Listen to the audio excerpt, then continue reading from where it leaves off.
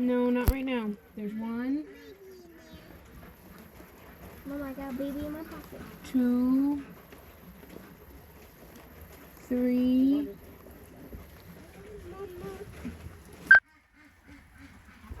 Happy Valentine's Day. Happy Valentine's Day. Here. They were born on Hey everybody, it's Liz at Northern Mill Farms. We're here in the grow room. I realized that I forgot to show you guys, mushrooms go fast. From the moment they're pinning, which means the little knob, when the little nodule things are sticking out of the bucket or the bag or wherever, and they're like as big as my pinky nail.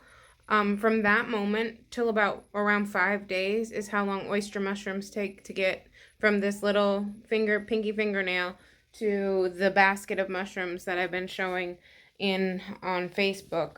Here's some left that haven't got too big, but today it looks like, see how it's got this rigid wing? It looks like it's gonna have to be harvested, but the mushrooms on the buckets did really well. Almost every hole had a flush. I did learn some things, like that these little dried ends were from having the fan on. I thought that the air circulation would be good, but it was a little too much. It dried it out in here.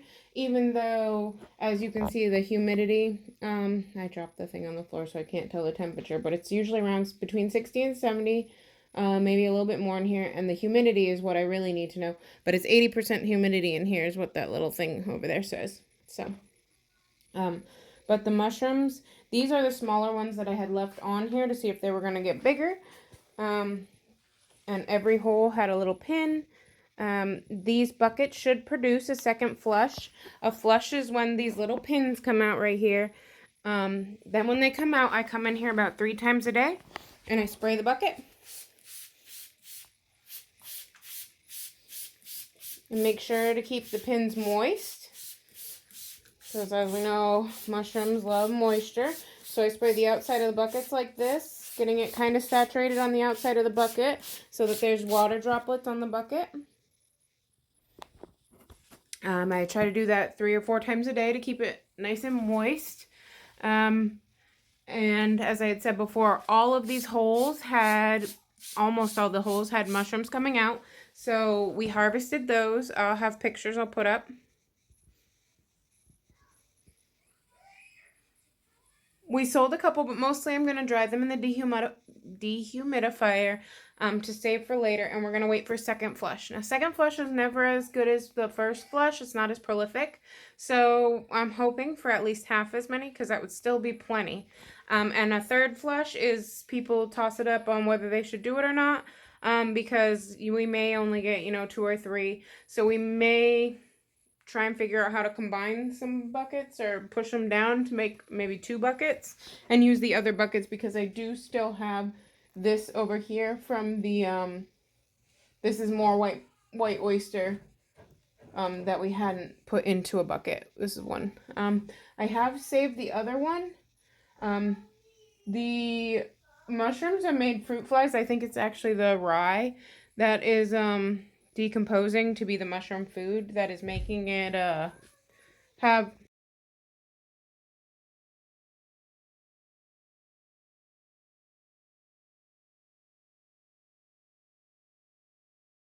that's making the fruit flies in here. But I did do a greenhouse video that got messed up, but we had planted the tomatoes and peppers and eggplants, because those need to be planted a good 8 weeks before last frost, and we're probably only 6 weeks out, 6 weeks from our last frost date, so we should have started them a couple weeks ago. So all of these big pots on the grow shelves are peppers and tomatoes. I like to do them that way. It's easier because I can let them get a little bit bigger than I can in these seed cell trays.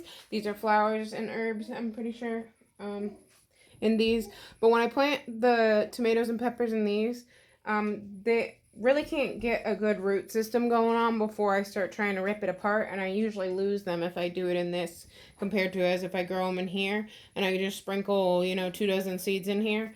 It's a lot easier for me to separate it out of here. It basically separates itself when I dump the dirt out, it pretty much just falls apart. Whereas this, it's a little more hard to get out. The roots get all bound up. So hopefully in a couple weeks here I'll have a bunch of tomatoes and pepper starts.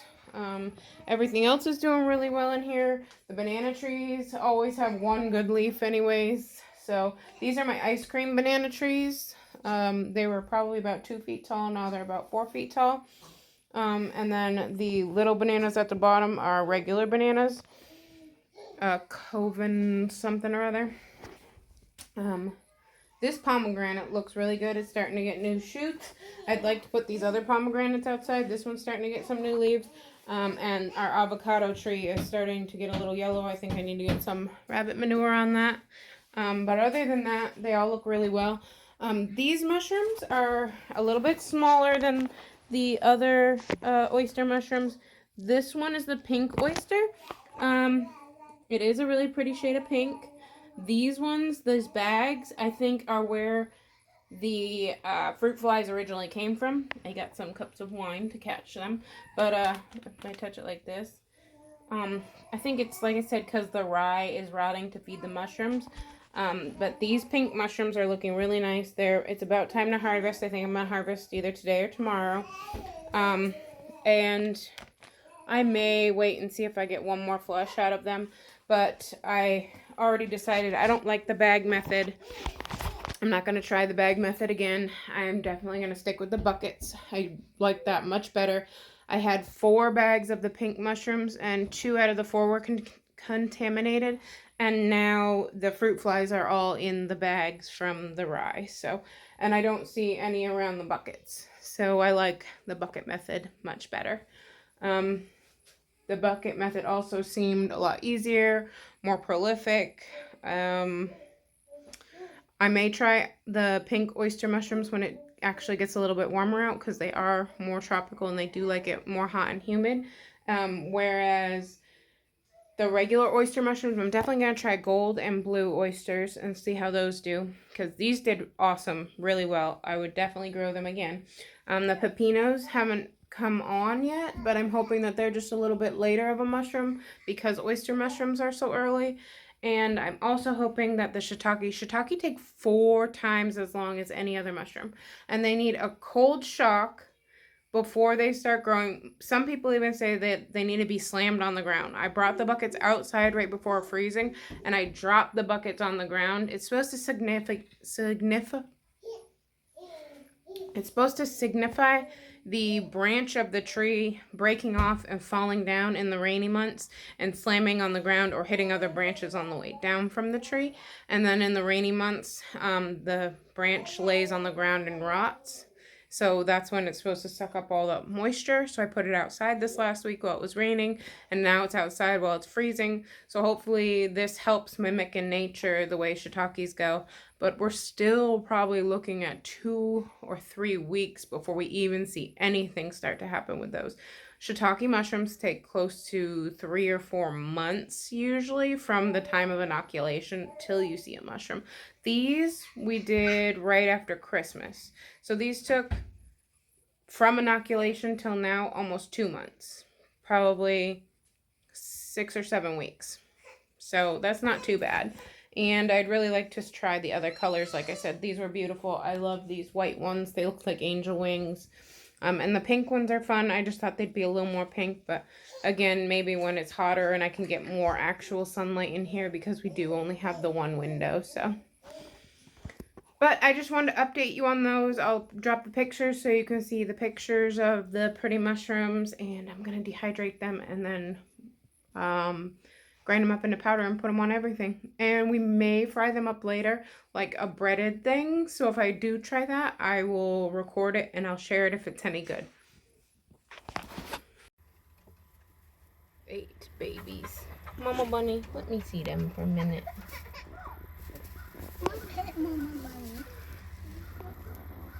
You want to pet the mama? Okay, hang on. Hey everybody, it's Liz out at Northern Belle Farms. I figured this would just be a quick baby check-in since that's all that's really going on around here right now. It is starting to feel a lot more like spring. It's supposed to be 50s, 40s at night, and then 60, 70 all week. So there's a little bit more rain coming, but as long as it's staying warm, that'll just help these flowers. So I'm looking forward to that. The incubator's going in the house. There's babies. We got the baby chicks on the back porch. We got the baby bunnies. We have a Silky and a Frizzle who are trying to both sit on these eggs in the corner here. Over there. They're sitting on a dozen little bantam eggs, Frizzle, Silky eggs. So, and then we have the ones inside, the 20 little Frizzle eggs inside, or Silky eggs. So those two are broody. And then we got the bunny mama. Oh, bunny mama. You a good mama, huh? I know you are. Because these babies are 5 days old. All little babies. Okay, I'll let you sleep. I know.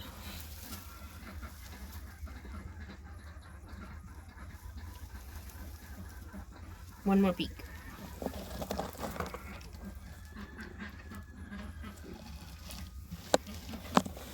There's 8 of them.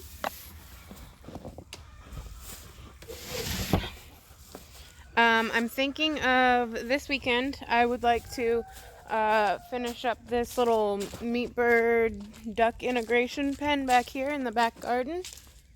I got the fencing out to finish up this side, reconfiguring the back here to close us all in from the wood line there to right here. But this side is almost done.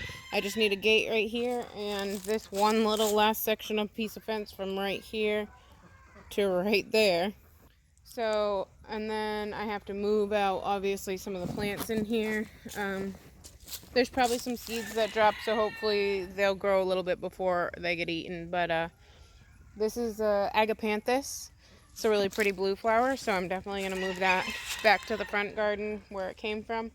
I'm going to move cattle panels in here, some of the arches that we took down from out front, and what I'm going to do is I'm going to set them the tall way. And like, okay, you see how this arch is up like that?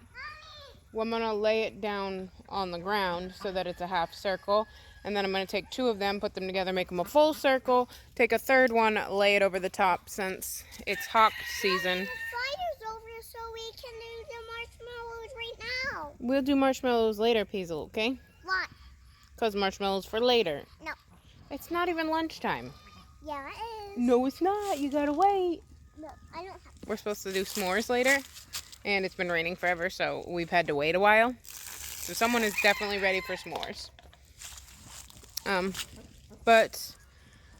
So I'm going to make that little circle pen, and I'm going to put it in the middle of here and put it in here. And then I'm going to take another 2-ish cattle panels and put them the arch like that. And then I'm going to cover it with a tarp so that I can put the meat birds in here and they can have cover, but they can also, you know, move around more because they got so big so fast, and that tiny brooder is definitely not enough room for them. And the other ones are almost big. The other ones have most of their feathers. They're just waiting on a few more. And if it's supposed to be that warm all week, we can make a little shelter in here, stuff it full of sawdust and pine shavings and cover it up, and they can be in here on the ground munching on bugs and that good stuff they're supposed to get. So gonna put a cage inside the cage and then cover that so they're safe, the baby chicks are safe, and then let the meat birds roam around in there with a shelter. Since we only have 2 and they were given to us, I'm not really too terribly worried about it. Also, our hawk is small. I don't think it could carry off one of these giant meat birds. I think the meat bird is as big as the hawk. So we had the baby bunnies. We have the mama Silky is sitting in there on a dozen Silky eggs, baby bantam eggs. We got lazy cats all over. Hi, Malcolm.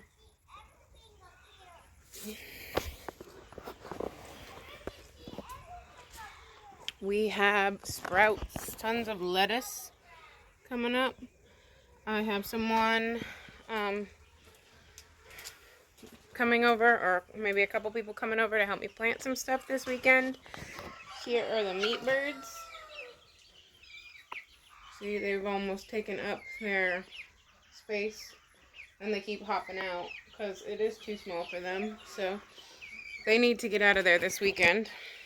It is Thursday, so hopefully my husband can build that gate Saturday and we can finish that up Saturday. And these little guys are getting big.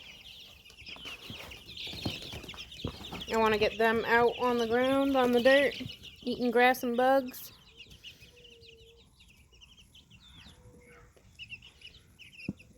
Oh guys, you want to get out too, don't you? There's a lot of little birdies swimming in here.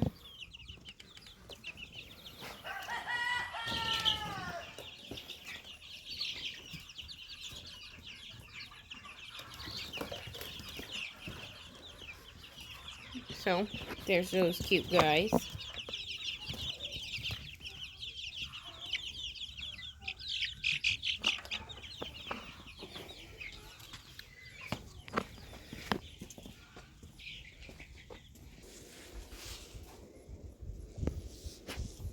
Tomatoes. All my tomatoes are sprouting. I don't know if you can see up there. I can't see up there. Oh, now I can see up there. Tomatoes. Tomatoes. Tomatoes. There's peppers here too, but they're much more naked pots. There's some down here. And some moringa. And some more tomatoes over here. And of course, the peppers are taking a little bit longer. My mushrooms, they're doing okay. When I turn the fan on, they get a little more dry. Oh, look at that. That one looks awesome. Also, I put these cups of wine in here because the rye, as it rots, it makes it like a sweet, fruity smell. Like kind of like when you bake rye bread. And now there's fruit flies all up in these bags. Again, that's why I like the buckets better.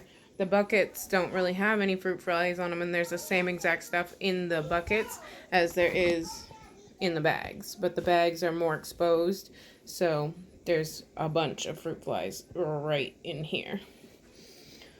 So I haven't seen any new growth coming out of these buckets. I think I may pop the lid real quick and take like a bowl of water and just dump it in the top.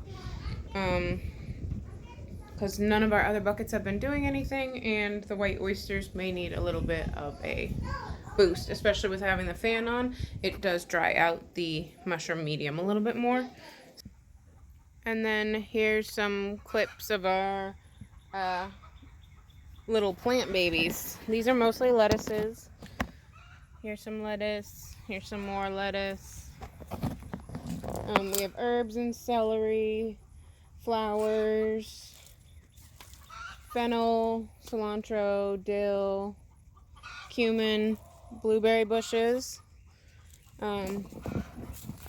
mizuna, purple mustard greens.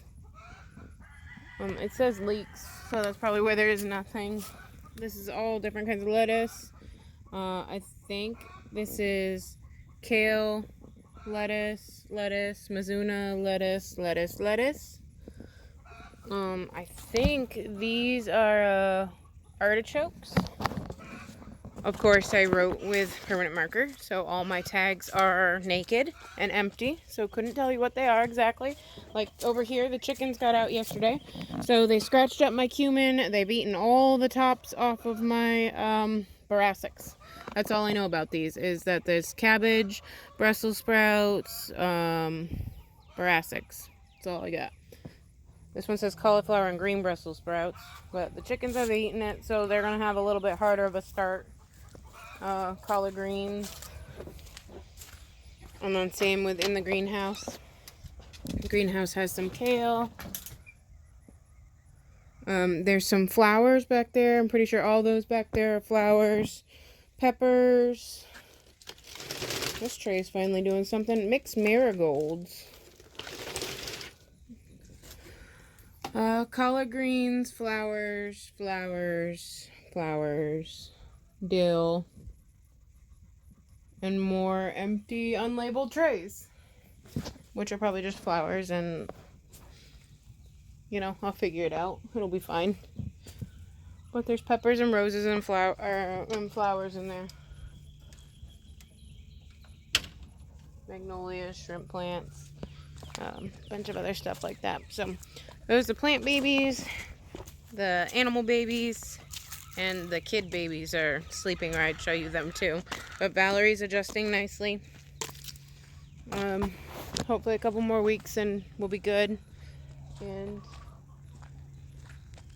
we'll have more baby chicks here, silkies and frizzles and all that. So I guess that's just a quick, see, here's the culprits. Seed cell tray eaters.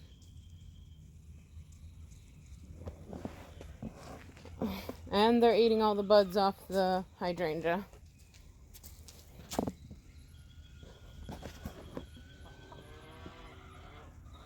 Don't conform, people. Be transformed. We'll see you on the next one.